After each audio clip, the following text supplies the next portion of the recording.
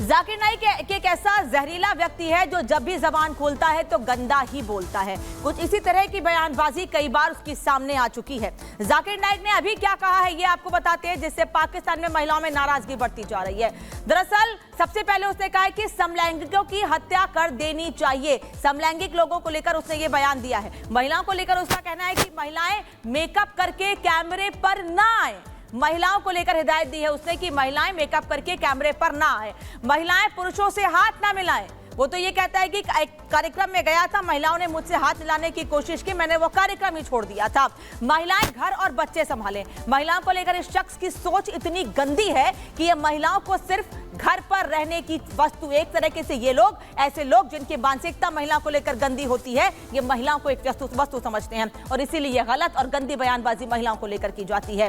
दरअसल भारत का भगोड़ा जाकिर नाइक, जिसे भारत आतंकी घोषित कर चुका है, वो पाकिस्तान जाता है और वहीं की धरती पर नाइक शहबाज की बहू बेटी को अश्लील ज्ञान देता है और शहबाज सरकार हाथ पर हाथ धरे बैठी रहती है कि जाकिर नाइक एक कट्टर जिहादी आतंकपरस्त मानसिकता वाला शख्स है और वो अपनी अनेक भाषणों के माध्यम से समाज में हिंसा, वैमनस्य और आतंक की जो ज़मीन तैयार करने का ही कार्य करता है और उसकी इसी तरह की गतिविधियों की वजह से वो हमेशा से संदिग्ध रहा है। साथ ही साथ वो मनी लॉन्ड्रिंग और ट्रेड फाइनेंसिंग की एक्टिविटीज़ में भी शामिल रहा है। वो युवाओं के ब्रेन वॉशिंग को करता है, उन्हें आतंक के रास्ते पर ढकेलने का कार्य करता है। महिलाओं के प्रति उसके जो विचार हैं वो जाहिर है कि वो बेहद नकारात्मक हैं और बेहद अपमानजनक तरीके से वो महिलाओं के संबंध में अपने विचारों को रखता है और जाहिर है कि उसकी इन्हीं गतिविधियों की वजह से उसके ऊपर भारत में और अनेक राष्ट्रों में प्रतिबंध लगाया गया है।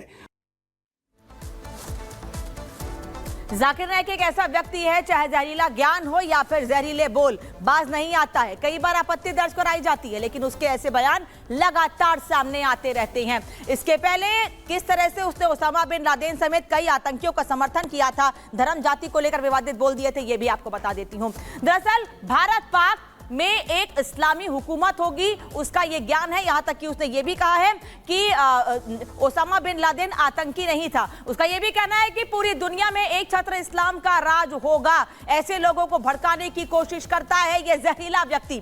दुनिया में इस्लाम धर्म से बेहतर कोई धर्म नहीं है और ऐसे ज्ञान केवल पाकिस्तान में, ऐसे बयान केवल पाकिस्तान में नहीं बल्कि ये मलेशिया में और अलग अलग जगहों पर भी देता रहा और यही वजह है कि वहां पर मलेशिया में इसको बड़ा वोट बैंक इसके बयानों को माना जाता है, इससे जुड़े लोगों को माना जाता है, इसलिए इस पर कोई एक्शन भी नहीं होता है।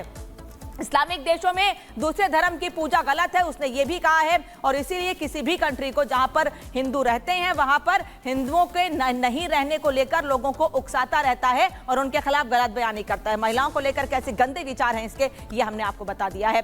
तो ये वही पाकिस्तान है जहां पर इसको मेहमान बनाकर बुलाया गया है, लेकिन उस पाकिस्तान की मुश्किलें कम नहीं हो रही हैं। पाकिस्तान में कल से शुरू हो रहे एससीओ सम्मेलन घरेलू राजनीति का अखाड़ा बन गई है। वहां की तस्वीरें सामने आई हैं, रिपोर्ट दिखाते हैं।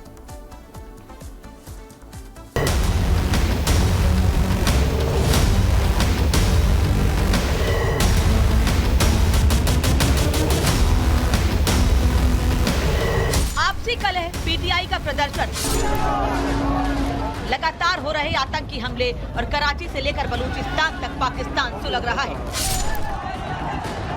ऐसे में एससीओ यानी शंघाई सहयोग संगठन की बैठक शहबाज सरकार के लिए मुमकिन सी लग रही है।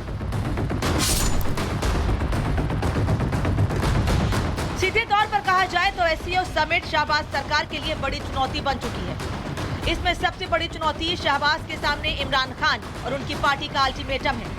हालात तो पाक में गृहयुद्ध तक पहुंच चुके हैं। अब तो वहां की आवाम भी कह रही है कि जो खुद दाने दाने को मोहताज है वो कैसे समिट कराएगा।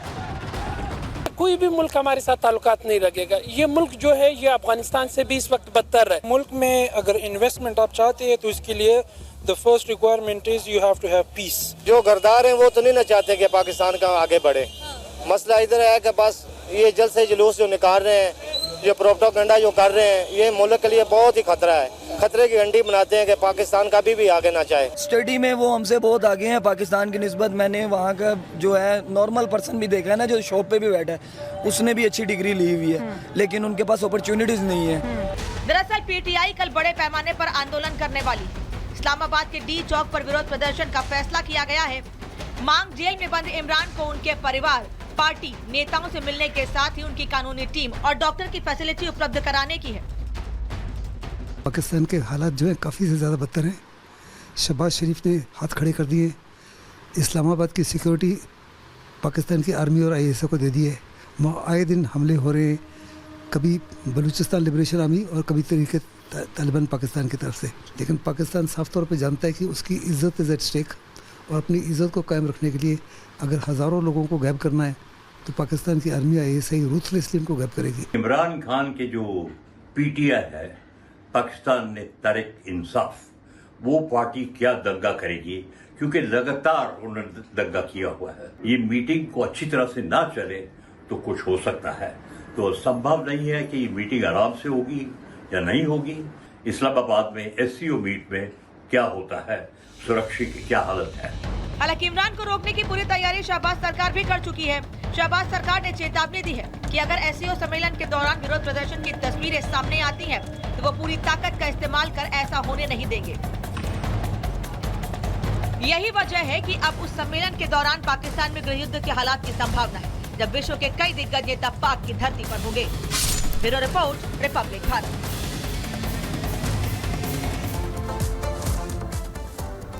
तो 14 अक्टूबर है आज। 15 अक्टूबर से एससीओ समिट होनी है, जिसमें दुनिया भर के बड़े मेहमान पाकिस्तान में शामिल होने के लिए पहुंच रहे हैं। लेकिन उससे पहले पाकिस्तान में क्या स्थिति है आपको बता दे रहे हैं।